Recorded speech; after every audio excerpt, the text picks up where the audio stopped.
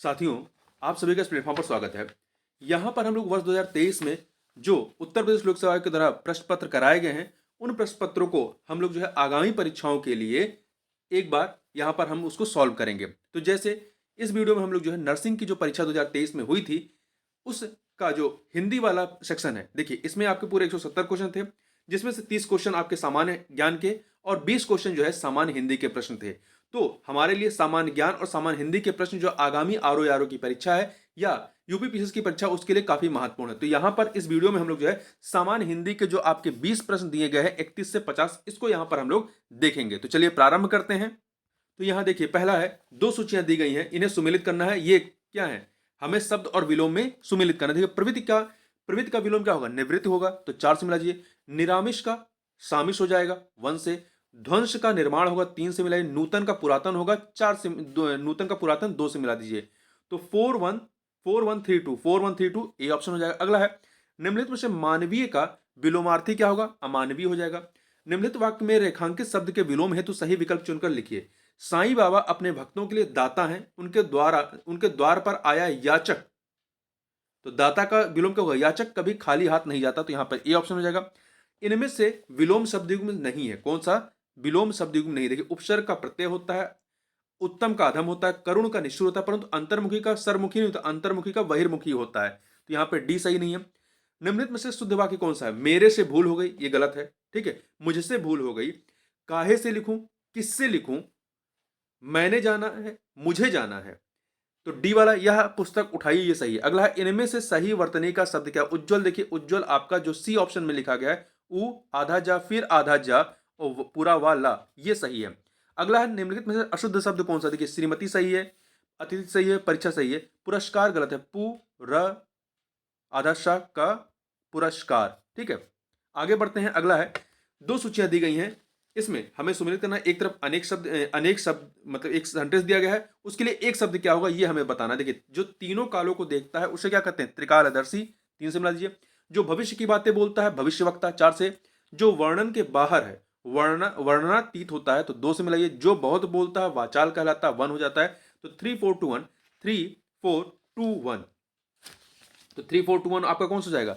ये आपका C option. गुरु के समीप या साथ रहने वाला विद्यार्थी, गुरु के समीप या साथ रहने वाला विद्यार्थी के लिए क्या होता है? अंतेवासी कहते हैं, अंतेवासी। अगला है, इनमें से पारंगत शब्द किस वाक्यांश या वाक्यांश के लिए प्रयुक्त होता है? देखिए पारंगत, जो किसी विषय का पूर्ण विद्वान हो उसे क्या कहते हैं? उसे पारंगत कहते हैं। जो इस पार से उस पार की वस्तुएं देख लेता हो उसके उसे पारंगत नहीं कहेंगे। जो किसी विषय का पूर्ण विद्वान हो उसे पारंगत कहेंगे। अगला है, जो शब्द संस्कृत से विकृत होकर आए उन्हें क्या कहा जाता है? उसे तद्भव कहते हैं। अगला है, यहां पर दो सूचियां हैं, तत्सम और तद्भव, इन्हें हमें सुमेलित करना है। पुष्प का तद्भव क्या होगा? पुष्प का फूल हो जाएगा, 2 से मिले। आम्र का आम हो जाएगा, 3 से मिले।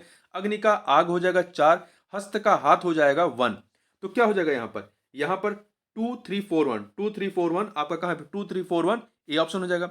अगला है, इनमें से तत्सम शब्द क्या है? सांप, कुम्हार, भिक्षा, दूध।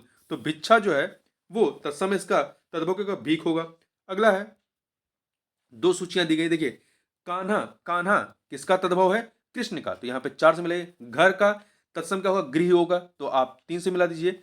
अद्य का आज होगा, 2 से मिले। 8 का अष्ट होगा, 1 मिला दीजिए।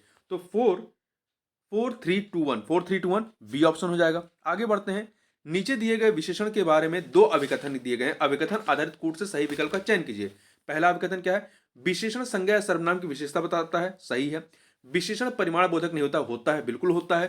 तो पहला सही है, दूसरा गलत है, इसलिए सी ऑप्शन हो जाएगा, केवल 1 सही है। अगला है, कोई आदमी आ रहा है, कोई आदमी आ रहा है, इस वाक्य में किस प्रकार का विशेषण है? तो सार्वनामिक, कोई आदमी आ रहा है, तो सार्वनामिक विशेषण हो जाएगा, डी ऑप्शन। अगला है, यहां पर दो सूचियां हैं, विशेषण और विशेष्य, तो हमें बताना है कौन सा विशेषण किस विशेषण के साथ लगेगा। विषैला, विषैला क्या होता है? सांप होता है, तो 4 से मिले। कटीला रास्ता होता है, तो 1 से। दयालु पुरुष होगा, तो 2 से। चमकीला पत्थर होगा, 3 से हो जाएगा। तो 4 1 2 3 अर्थात ए ऑप्शन हो जाएगा, 4 1 2 3 ए ऑप्शन यहां पर आपका हो जाएगा। अगला है, इनमें से पुष्प धनवा किसका पर्यायवाची है? तो कामदेव का पर्यायवाची, ध्यान रखिएगा। अगला है, दो सूचियां दी गई, एक तरफ शब्द है और वो उसके पर्यायवाची या पर्याय दिया गया है, इन्हें हमें सुमिलित करना है। देखिए इंद्र का पर्याय क्या होगा? पर्यायवाची महेंद्र होगा, 3 से मिले। कमल का इंदिवर होगा, 1 से मिले। गंगा का त्रिपथगा होगा, तो 4 से मिला दीजिए। स्त्री का वनिता होगा, 2 से मिला दीजिए। तो 3 1 4 2, 3 1 4 2 सी ऑप्शन हो जाएगा। अगला है, निम्नलिखित में से पर्यायवाची शब्दों के सही विकल्प का चयन कीजिए। तो देखिए, अली, भ्रमर, मधुकर, ये तीन के तीनों ही जो है भ्रमर के ही पर्यायवाची हैं, ठीक है, भ्रमर के। तो ये तीनों एक ही का पर्यायवाची सही है। सदन, धाम, ग्रह, सदन धाम तो आपका घर का है, परंतु ग्रह ग्रह घर का पर्यायवाची नहीं है, इसलिए ये सही नहीं है। शशांक, मयंक, राका, शशांक मयंक जो है ये चंद्रमा का पर्यायवाची, जबकि राका जो है रात्रि का पर्यायवाची है। हस्त और पाड़ी, हस्त और पाड़ी हाथ के पर्यायवाची हैं, जबकि हस्ती जो है ये हाथी का पर्यायवाची है। तो इस प्रकार से यहाँ पर हम लोगों ने जो हिंदी का के प्रश्न पत्र थे या जो क्वेश्चन थे, इनको यहाँ पर हम लोगों ने देखा। तो इस वीडियो में बस इतना ही, मिलते हैं नेक्स्ट वीडियो में, तब तक के लिए बहुत बहुत धन्यवाद।